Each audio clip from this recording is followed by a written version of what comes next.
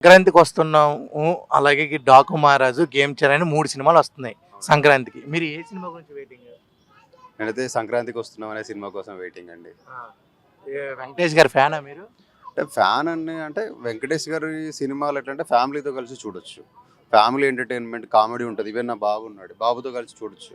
Even అంటే maybe కొన్ని fight scenes కానీ మిగతా సినిమాలలో కొన్ని అట్లాంటి కొంచెం ఫ్యామిలీతో చిన్న పిల్లలతో ఇబ్బందిగా ఉంటుంది. వెంకటేష్ గారి సినిమాలు అయితే హ్యాపీగా ఎవరైనా వెళ్ళి చూడొచ్చు.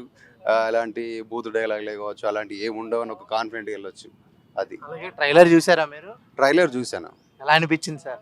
ట్రైలర్ ఇంకొంచెం బాగా చేస్తుంటే బాగుండేదేమో అనిపించింది. ట్రైలర్ ఎక్స్పెక్ట్ చేసినంతగా అయితే ట్రైలర్ లేదు. బట్ ఇంకా చూపించొచ్చు, ట్రైలర్లో ఇంకా బాగా చూపించొచ్చు. అలాగే ట్రైలర్ చూస్తే ట్రైలర్ ఏముందంటే పెళ్ళికి ముందు లవరు, పెళ్లి తర్వాత పెళ్ళాం అనేసి ఉంది. ఆ 2 ఎలా మేనేజ్ చేశారు అనేది పెళ్ళయ్యాక. అవునవును. మీ లైఫ్ లో అలాంటి లవర్స్ ఏమైనా ఉన్నారా? బై గాడ్ గ్రేస్ లేదండి అలాంటిది. లేదండి. ఓకే. లేదు, నాకు అలాంటి సమస్య లేదు. సంతోషం. అలాగే 'డాకు మహారాజ్' ట్రైలర్ ఏమన్నా చూసారా? చూడలేదండి. డాకు మహారాజ్ ట్రైలర్ చూడలేదు. దబిడి దిబిడి. అది దబిడి దిబిడి నేను చూసాను. స్టెప్లు ఎలా అనిపించాయి సార్?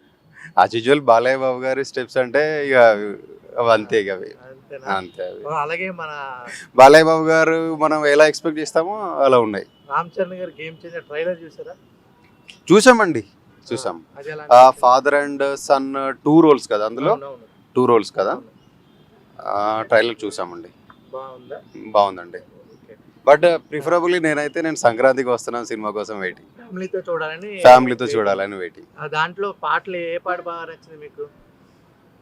అది ఏదో ఉంటారు, అది మనం రెగ్యులర్ గా మనం వాడుకుంటుంది. గోదావరి గోదావరి గట్టు అండ్ వెంకటేష్ గారు పాడారు కదా, అవును. అది బ్లాక్ బస్టర్ పొంగల్ అనేది అది చాలా నచ్చింది. బాగా నచ్చిందా? ఫస్ట్ నుండి ఆ సాంగ్ తర్వాత వెంకటేష్ గారు పాడిన తర్వాత ఇది కొంచెం క్రేజ్ బాగా వచ్చింది.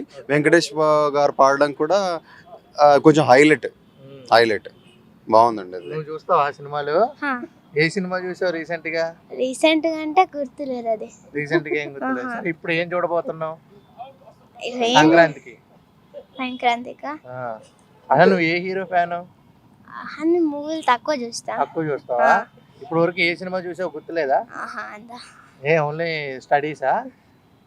డాడీ ఉన్నారని చెప్పట్లేదా? కాదు, ఆ. ఎక్కువ చూసినా కానీ గుర్తొస్తలేదు ఏమేమి చూసినా అవే. ఓకే. ఆ. నీకు తెలిసిన డైలాగ్ ఏమన్నా చెప్పు సినిమాది. ఆ, తెలిసిందే. చెప్పు. నీకు ఏదో dialogue తెలియదు. ఏం తెలీదా? డాడీ ఉన్నారు కాబట్టి ఏం నిజంగానే తెలియదు. తెలీదా? భయపడుతున్నాడు అండి, వదిలేటి. ఆ, సరే. అలాగే ఇప్పుడు మీ లైఫ్ లో గేమ్ చేంజర్ మూమెంట్ అంటే ఏం చెప్తారు సార్?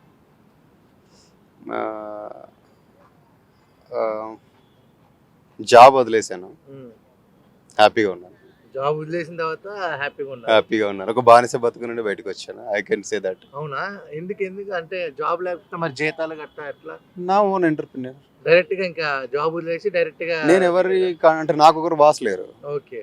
నేనే బాస్. అప్పుడు మీకు గేమ్ చేంజర్ మూమెంట్ అనిపించింది నా లైఫ్ లో. అదైతే గేమ్ చేంజర్ మూవీ. ఒక హార్డ్ డెసిషన్ నా లైఫ్ లో. ఎందుకంటే ఆల్మోస్ట్ ఒక 1.5 వరకు శాలరీ వచ్చేదాన్ని నేను వదులుకొని వద్దురా బాబు ఈ లైఫ్, నా లైఫ్ని నన్ను ఎవరో డ్రైవ్ చేయడం ఏంటి, నా లైఫ్లో నేను లేను. ఇప్పుడు నేను ఇక్కడ కూర్చున్నాను, నా ఇష్టం, నేను కూర్చుంటాను. ఇప్పుడు ఇక్కడ గంట సేపు కూర్చుంటాను, 2 గంటలు కూర్చుంటాను. బట్ జాబ్లో ఉంటే అలా ఉండదు కదా. ఏం చేస్తున్నావు ఏంటి ఇక్కడ అలా ఆ జాబ్కి బిజినెస్ కూడా తేడా. నాకు ఇది కొంచెం హ్యాపీ. ఇది ఒక గేమ్ చేంజర్ అనుకోవచ్చు. ఇంకోటి విశాల్ గారి ఇన్సిడెంట్ చూసారా రీసెంట్ గా? అది నాకు తెలియదండి, బట్ ఒక ఇమేజ్ చూశాను. బట్ అది కొంచెం ఆయన బాగా వీక్ అయిపోయాడు అన్నట్టుగా తెలుసు, కానీ నేను చూడలేదు పూర్తిగా. నాకు ఆ ఇన్సిడెంట్ గురించి తెలియదు. ఇమేజ్ చూశాను, బాగా వీక్ అయిపోయాడు. అదేంటి ఇలా అయిపోయాడు అనుకున్నాం, కానీ నేను అంత దాని గురించి ఇన్ డెప్త్ గా నేను తెలియలేదు. రీతు చౌదరి అని ఒక అమ్మాయిది 700 acres ది జరుగుతుంది కదా. అవునవును. దాని గురించి బేసిక్ గా అమ్మాయి గురించి ఒపీనియన్. అసలు C grade, B grade, C grade కాదు జడ్ గ్రేడ్ క్యారెక్టర్ లైక్ ఇంటర్వ్యూలు చేసి వ్యూస్ కోసం ఏదో బేసిక్ గానే అమ్మాయి చిల్లర్ క్యారెక్టర్లు అనిపిస్తుంది. దాంట్లో అలాంటివి చేయడంలో తప్పేం లేదు. చేసే ఉండొచ్చు. ఎందుకంటే ఈజీ మనీ రావాలి కదా. ఎవరికి ఇప్పుడు కష్టపడి సంపాదించాలి అనే దానికంటే ఈజీ మనీ కోసం జనాలు బాగా అలవాటు పడ్డారు. మేబీ చేసి ఉండే అవకాశాలే నేను 99% ఉంటాయని నేను అనుకుంటున్నాను. అది నా పర్సనల్ ఒపీనియన్. అంటే ఎవరి పర్సనల్ వాళ్ళకు ఉంటుంది. పుష్ప ఇన్సిడెంట్ గురించి ఏమైనా చెప్తారా? పుష్ప ఇన్సిడెంట్ అంటే 2 వర్షన్లు ఉన్నాయండి. అల్లు అర్జున్ సెలబ్రిటీ వాళ్ళది కూడా తప్పే. Okay. The same way parents కూడా తప్పే. ఇప్పుడు నా బాబు ఉన్నాడు, నేను తీసుకెళ్ళాను, నాకేం అవసరం అంత క్రౌడ్లో వెళ్ళాల్సిన అవసరం నాకు. నా 1 వీక్ తర్వాత చూస్తాను, 1 మంత్ తర్వాత చూస్తాను. సినిమానే కదా. క్రౌడ్ ఉంటుందని తెలుసు పేరెంట్స్కి, క్రౌడ్ వస్తుందని తెలుసు. క్రౌడ్లో పిల్లల్ని తీసుకెళ్ళడం పేరెంట్స్ తప్పు. మోర్ ఓవర్ ఏంటంటే ఇలాంటి క్రౌడ్ పుల్లింగ్ ప్లేసెస్లో ఇంకా జనాల్ని గ్యాదరింగ్ చేసి వీళ్ళ ప్రమోషన్ కోసం ఇలాంటి ఇష్యూలు క్రియేట్ చేయడం మాత్రం వీళ్ళ ఫిల్మ్ మేకర్స్ వల్ల చాలా తప్పది. ఎందుకంటే వాళ్ళకి తెలుసు ఒక ప్రాణం 2 ప్రాణాలు ఎట్లాగా అవి తిరిగి రావు. వీళ్ళకి ఏంటంటే 2 కోట్లు ఇస్తారు, 3 కోట్లు ఇస్తారు, 10 కోట్లు ఇస్తారు, బట్ వాళ్ళ ఫ్యామిలీ నాశనం అయిపోయింది కదా. ఎవరు రెస్పాన్సిబిలిటీ దానికి? ఇద్దరిది తప్పు ఉంది, ఒక్కళ్ళ వర్షన్ అని కాదు, ఇద్దరిది తప్పు ఉంది. వీళ్ళు వెళ్ళాల్సిన అవసరం లేదు. వాళ్ళు ఏమైనా అడిగారా రమ్మని? 2000 టికెట్ పెట్టుకుని కొనమని అన్నారా? వాళ్ళు చూస్తే మిడిల్ క్లాస్ ఫ్యామిలీలో ఉన్నారు. 2000 పెట్టి టికెట్ కొంటే దాదాపు లిటరల్లీ ఒక 8000 రూపాయలు. ఒక మినిమం యావరేజ్ కుటుంబం 1 మంత్ బతికేయచ్చు దాంతో. అల్లు అర్జున్ గారు ఏమైనా అడిగారా రమ్మని? అడగలేదు కదా. 2 వర్షన్లు ఉన్నాయి, ఇద్దరిది తప్పు అనుకోవచ్చు అది. Okay, thank you sir. అసలు ముక్కుసూటి మనిషి అన్నట్టు అర్థమవుతుంది మనకి. స్ట్రైట్ ఫార్వర్డ్ ఒక ఆన్సర్. అంతే కదా. వెళ్ళాల్సిన అవసరం లేదు. ఇప్పుడు నేను తీసుకెళ్ళలేదు మా బాబుని. రేపు వస్తుంది అమెజాన్లో, నెట్ఫ్లిక్స్లో వస్తుంది, చూపిస్తాను. కుదిరినప్పుడు థియేటర్కి వెళ్ళి చూస్తాం. 200, 300, 400 పోయేదానికి 1200 పెట్టి ఆ క్రౌడ్లో పెట్టి ప్రాణంగా పెట్టాల్సిన అవసరం లేదు కదా. ఇది ఒక లిటరల్లీ ఒక పేరెంట్స్కి కావచ్చు, కామన్ పీపుల్కి కావచ్చు, ఇది ఒక గుణపాఠం అవ్వాలి. ఇది గోయింగ్ ఫార్వర్డ్ ఇలాంటివి జరగకుండా ఇది ఎవడు వెళ్ళమన్నాడు అంత పరిగెత్తుకుంటూ చూడ. బెనిఫిట్స్ చూసినా 1 వీక్ తర్వాత చూసినా అదే సినిమా కదా. రీల్ కట్ చేసి ఒకప్పటిలాగా అయితే లేదు కదా. ఇప్పుడు ఒక 20 నిమిషాలు యాడ్ చేసి మళ్ళీ 11వ తారీఖు వదులుతున్నామని చెప్పారు. అంటే ఉన్న సినిమా కాకుండా ఇంకొక 20 నిమిషాలు ఏం లేదండి, ఇదంతా బిజినెస్ ట్రిక్. అంతేనా? పాతగా చూసిన వాళ్ళు మళ్ళీ ఇప్పుడు బిజినెస్ రావాలి. ఇప్పుడు మధ్యలో ఒక టాక్ క్రియేట్ అయింది, సో దానివల్ల ఒక నెగటివ్ ఉంది. ఆ టాక్ను వదిలేసి మళ్ళీ దీని గురించి జనాలు మాట్లాడుకోవాలి. అంతే కదా. ఇప్పుడు రెగ్యులర్ అయిపోయింది. అరే పుష్ప ఇన్సిడెంట్ జరిగింది, గొడవలు అయిపోయినాయి, అరెస్ట్ జరిగింది, ఇదంతా అయిపోయింది. దాని నుంచి జనాలంతా డైవర్ట్ అవ్వాలి. ఏంటి కొత్తగా యాడ్ చేసి ఏముంటుంది, దాని గురించి ఒక టాక్, దాని గురించి డిబేట్లు, డిస్కషన్లు, మళ్ళీ రివ్యూస్, అలాగే ఒక డైవర్షన్. పుష్ప సినిమా చాలా రికార్డులు అనేది అందుకుంది సార్. అవును, అంటే 1, 2 కాదు, ఒక 15, 16 రికార్డులు. అవును. అలాగే హిందీలో అయితే మాత్రం ప్రతి సినిమాని కొట్టేసింది ఇప్పుడు వరకు రిలీజ్ అయిన సినిమా అన్నిటికన్నా.